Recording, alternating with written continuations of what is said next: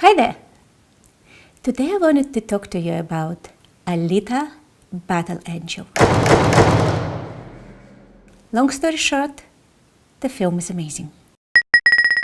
I first saw it with my boyfriend on an opening night. No expectation, no backstory. We actually didn't even see any advertisement.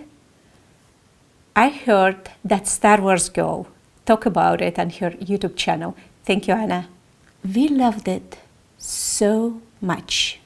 We went back the very next day and watched it again, which I believe was a first for us. At this point, I saw the film total of 4 times. Yes, 4 times, which is an absolute record for me personally, for any film ever to be watched in the movie theaters. Twice in 2D, twice in 3D. 3 of those times it was me and my boyfriend. 1 of those times I took my mom, sister, brother, and 2 nephews to see it. Every single time it was worth it. And every single time I discovered something new. Yeah, it was that good. Can't wait for a Blu-ray because I want to see all the extra footage they might plug in. The world is incredible. The CGI and live action blend so seamlessly, but you kind of lose track of where one ends and the other begins. The story grabs you and you want to know more. You want to know more about every single character in there. It left me with a similar feeling I got from Blade Runner, or The Crow, Alien, Terminator to the degree, and original Star Wars.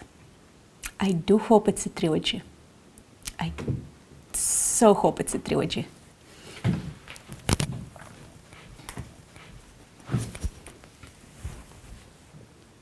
It had a bit of romance, sometimes a little bit naive, but I felt it provided a nice balance to the action sequences. And the action sequences are out of this world. Each one is unique, each choreographed differently. It's like, whoa, it's amazing. It set the new standard. Also, the attention paid to little details. Like when Alita gets her first body, there's all these intricate engravings on it, and you wonder, like, why is that? And then you discover why. And you're like, whoa. There were a couple of moments where I questioned a few things, just logically. Like, there's a character given a very strong hint about what's going on, yet a little bit later you can still see him trusting a certain other character. And if you've seen the movie, you know exactly what I'm talking about. But then analyzing it throughout, I'm not sure how they could have done it differently and kept the rest of the events intact. I also wanted to talk a little bit about some criticism the film got, even before it was released, because after I watched it, I wanted to learn as much as I possibly could about the movie. And some critics questions Alita's very feminine body. And as I said already, I didn't read the manga, and it's just my impression, but I see it as part of her weapon system. Element of surprise is a big deal. Whoever created Alita planned her as a perfect weapon. If you think of a perfect weapon, it would not be something, walking around, I'm a weapon, look at me. Alita gets underestimated a lot, specifically because of her fragile appearance and her big naive eyes. And that gives her the upper hand again and again. So yeah, it's a weapon. I'd also advise taking anything critics say with a grain of salt. After all, they didn't understand Star Wars when it first came out. I mean, original ones. Alita is an amazing hero story. And to me, the most powerful moment comes not at the end, but in the middle. The moment that truly declares her as a hero. It's when she drops probably the best F-bomb in the modern cinema, and what she does right after. It's one of the few films truly worth watching in 3D. To me personally, it might be only a second one after Avatar. And if you missed it, I'm truly sorry. But if it's still running in your local theater, grab the chance. The cast is perfect. Rosa Salazar's portraying of Alita is 10 out of 10. Christoph Waltz, his facial expressions is so much, he barely needs to talk. Jennifer Connelly. You had me since Labyrinth. Mahershala Ali. I hope I'm saying his name right.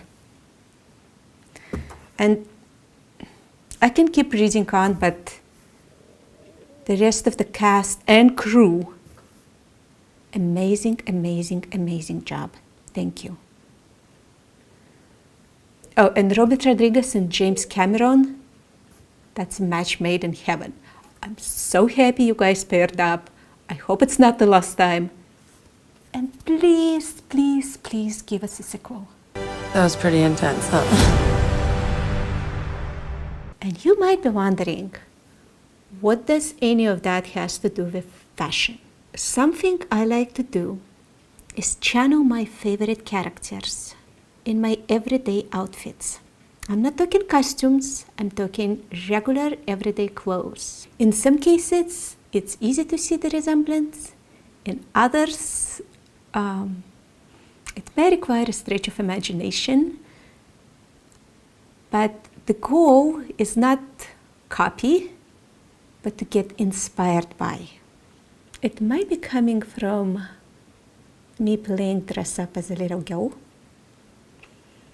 which I did a lot, especially after watching movies. And this, I guess, how it translates into an adult life. So, here are a few outfits I came up with based on the street style Alita wears. Hope you enjoy it.